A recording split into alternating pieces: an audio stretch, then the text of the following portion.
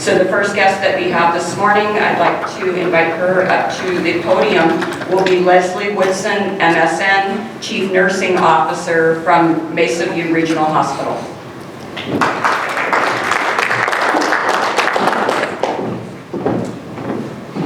Thank you for inviting me here. And the first thing I want to say is that I am not an expert on the coronavirus. I have dealt with coronaviruses before. I'm here to give you some facts, just so you know that this is not just a zombie apocalypse that suddenly has arisen. This has happened before. We do know some things about this. This up here is the coronavirus, the COVID-19 virus. Under a microscope, coronaviruses look like crowns. Corona is Latin for crown, and so they call it the coronavirus. These viruses morph into different strains very easily. What happens is the little spiky things on the outside will change. Sometimes they say, I only want to go as far as your nose, and they cause very mild symptoms. Sometimes those little things change and say, no, I want to go to your lungs, and I'm going to make you a little bit sicker. And sometimes they say, I just want to go to your GI tract.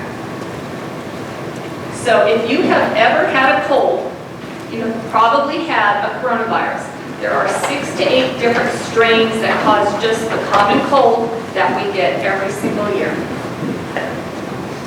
Our dogs, cats, camels, bats, cattle also get coronaviruses.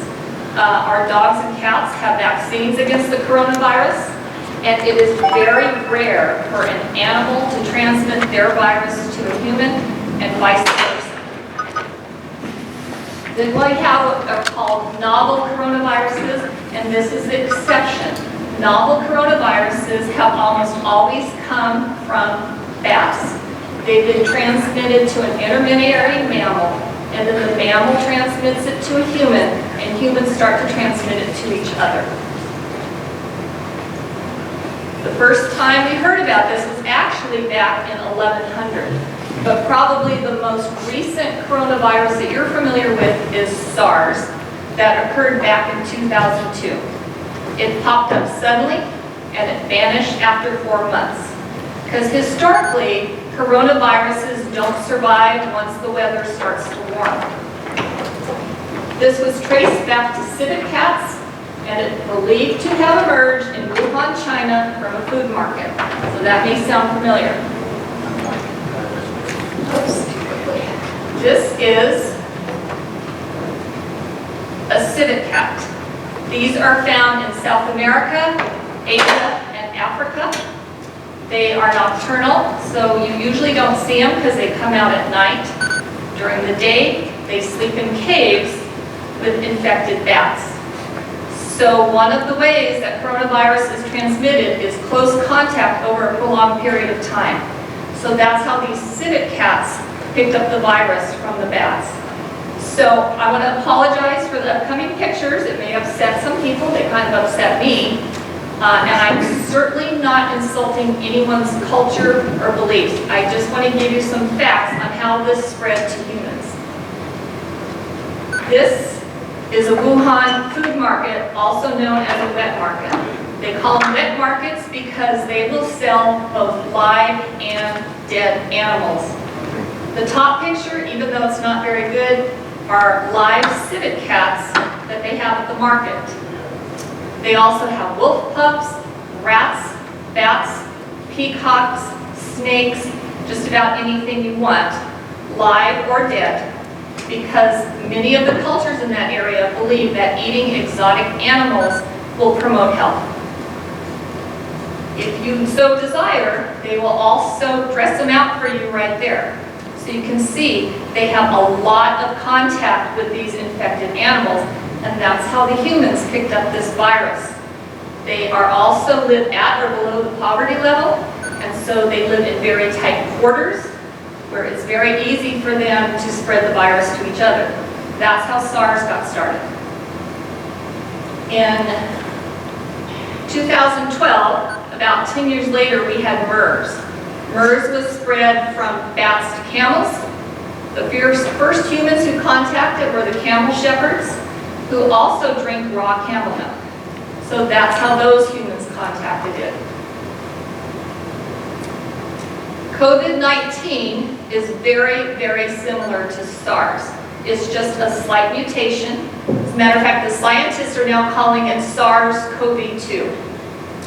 It is believed to have emerged from bats, transmitted to a mammal, and then transmitted in the Wuhan wet market. So how does it spread? One way that it spreads is very close contact over a prolonged period of time. So if I have the coronavirus right now, none of you here are going to get it from me. Now, if you live in the house with me, then you very well might get it. Okay?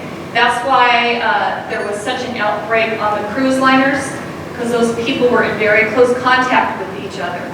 People who care for people who have the coronavirus might very well get it. So if your spouse has it, you need to take precautions when you're caring for them. Okay, it's produced by respiratory droplets. So if I walk down and sneeze on one of you and I have the virus, you very well may get it. Or if I sneeze on this podium and the next person comes up, has their hands on it, and then starts to touch their face, they very well might get it. And again, it is possible to get it if you've touched a surface. And I was very happy to see the wipes for the cell phone, because your cell phone is probably one of the most contaminated things with anything. Symptoms. Oops. Hey Rob, I need a different remote. Mild to respiratory illness with fever, cough, shortness of breath. Originally, the only testing was done through CDC. Now, Quest and LabCorp have testing. So Quest has given us some kits. So what we can do is test, send it to Quest, and they will run the test. It takes about 48 hours.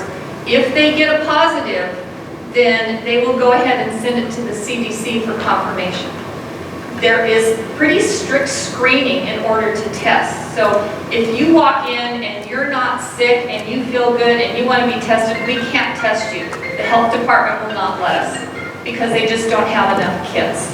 So the drive-by tents that you're seeing in some of the larger areas, they're not just letting you drive through to get tested, they're screening you in those tents. The only reason they've set up tents outside is because they have such mass numbers coming wanting to be tested, and they just don't want to bog down their EDs with all these people. So they're setting them up in tents, they're doing the screening, and if appropriate, they'll test. Prevention and treatment, there is no vaccine. Like I said, close contact with people who are sick, you should avoid that. So within 6 feet of each other for a prolonged period of time.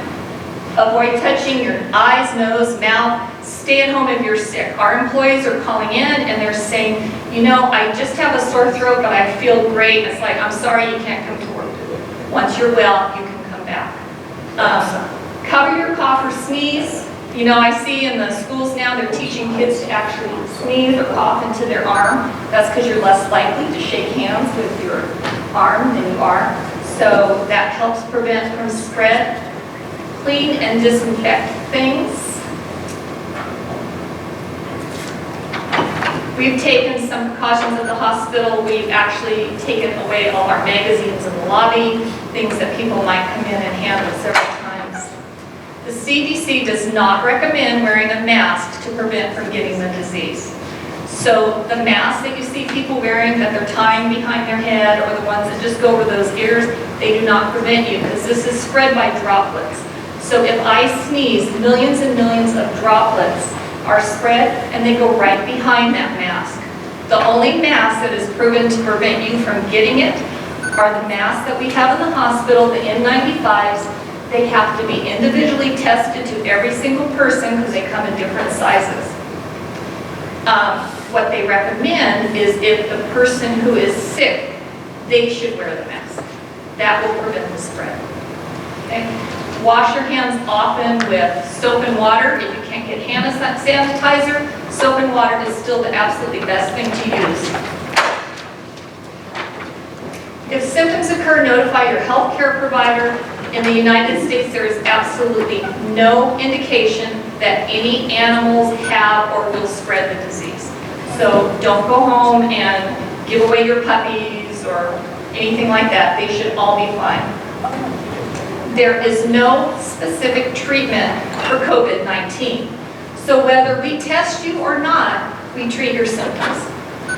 I know there's one pulmonologist in Utah who says, I'm not testing anyone. He goes, I know, it's already been here, we've already seen it. You treat the symptoms, you support the person. In 1918, there was a Spanish flu pandemic, and these brilliant medics and nurses, first of all, said, you know, I don't think tying these rags around our face are going to do it. We need to take wire and form it and wrap gauze around it and tightly fit it to the face. So they were the first ones who came up with the N95 mask. The other thing they did is for about 2 years, they had been taking care of these patients in these little dark, dank tents. And one day the sun was out and they said, you know what, let's just get outside. Let's get some fresh air and get some sunshine. And the flu started to resolve. So if you do see the sunshine, go outside, sit in the sunshine, get some fresh air, that's probably the best thing. Because like I said, nobody's committing to this coronavirus disappearing as soon as the weather warms, but historically, every other coronavirus has. Travel warnings, just, you know, I don't need to tell you about the travel warnings because they've already been put in place. Current statistics, as of yesterday, there were 3,487 total cases in the United States, with 49 states reporting. 205 are directly travel related. 214 have been confirmed close contact with person-to-person spread. 3,068 are under investigation. That means people came in, they had symptoms, they were tested, they don't have the results, or they were known to be in contact with somebody and they're just being watched. Total deaths as of yesterday in the United States were 68. 80% of the cases worldwide are considered mild and do not require hospitalization. 60 and over are the age that are making up 26% of the deaths, and those people have other underlying health care conditions such as congestive heart failure, chronic obstructive pulmonary disease. These are not necessarily healthy people. They are the same people that are at risk of death if they get the flu, if they get pneumonia, if they get any other respiratory disease. And so far, no children younger than 10 have presented with symptoms. I also want to talk quickly about the flu. The flu season started October 1st of 2019. It officially ends the end of this month. Doesn't mean you can't get flu all year round, but that's when the majority of cases are known to happen. And an estimated 20,000 flu-related deaths have occurred this flu season in the United States. Most cases are 65 and over. Second most cases are 0 to 4 years old. 92% of adults had at least one underlying disease as well. Cardiovascular disease, congestive heart failure, pulmonary disease.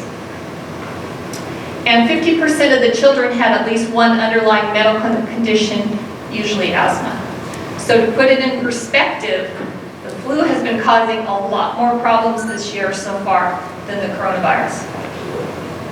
So the CDC, you see they have the crown up there.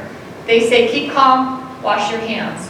All the information that we get comes directly from the CDC. That is really the only place that hospitals get their trusted information from. They update their websites at noon every day. So if you need any more information, contact them. Any questions? Yes? Yes. So, if Mesquite did have some cases here of coronavirus, Yes. is there a plan at the hospital that the residents in the business community should be aware of on what entrances to go to? Do you want them to come to the hospital, or are they being sent somewhere else? What we ask is that they just call ahead. And if they call ahead, then we will have somebody meet them and escort them in and make sure they're taken care of. We have had patients that have shown up in the emergency room who had symptoms, wanted to be tested. We have had one who met the criteria to be tested. We don't have that result yet. I should have that today. So far, and that was an Arizona resident. So far we've had one. And it's not confirmed. I know there's a lot of rumors out there, not confirmed. We currently don't have any patients in the hospital who even resemble having coronavirus or pneumonia or any other. That actually passed. About a month ago, we had, I think, almost every patient admitted was a pneumonia patient. That's gone. The flu is starting to go away as well. We also have the Nevada Hospital Association reach out to us weekly to see what our status is, how many ventilators we have, do we need more, how much protective equipment do we have, do we need more. So far we're fine. We have no shortage on equipment. Yes? Is it true that warm temperatures like 79 kills the virus? That's what they tell me, 70 to 80 degrees, the virus has trouble surviving. So historically, around springtime, as the weather starts to warm, the virus starts to go away. Same with the flu, same with most viruses. Yes? So that would mean next year you probably get the same symptoms. Well, so we always have the same symptoms. Most of the time they're the flu. So one of the screenings that we're required to do before we test is that we have to rule out the flu first. So once we do our rapid test and rule out the flu, then we can test for the COVID-19. So as you can see, COVID, or these type of novel coronaviruses, once every 10 years seems to be when they're occurring, but the flu will be here every year. Yes? So I have family that's considering coming to see us from Southern California. And it's my wife's side, so I'm hoping you're answering this the right way. You know what I mean? Is that a risk for them to come and visit? Or what would you... You know, I really can't give advice on that. I think if they're well, if they have not been in contact with anyone who has traveled or who is known to have the virus. I just had family from California visit. They were all well. You're not helping me. I know, I'm not. They called ahead and asked if they could come because they do have small children, and my husband is immunocompromised, but it was fine. You know, he's fine, and just to give you a little bit of that too, my husband gets chemotherapy, so he is immunocompromised. He's a respiratory therapist. He works in a hospital in the emergency department. So he takes precautions, and with him taking the precautions that we take every single year when it's flu season or other respiratory diseases, he's not concerned either. Good hand hygiene, proper personal protection. Okay. Anything else? Yes? Is the test just a nasal swab? It's a nasal swab, yes. Okay. All right, thank you.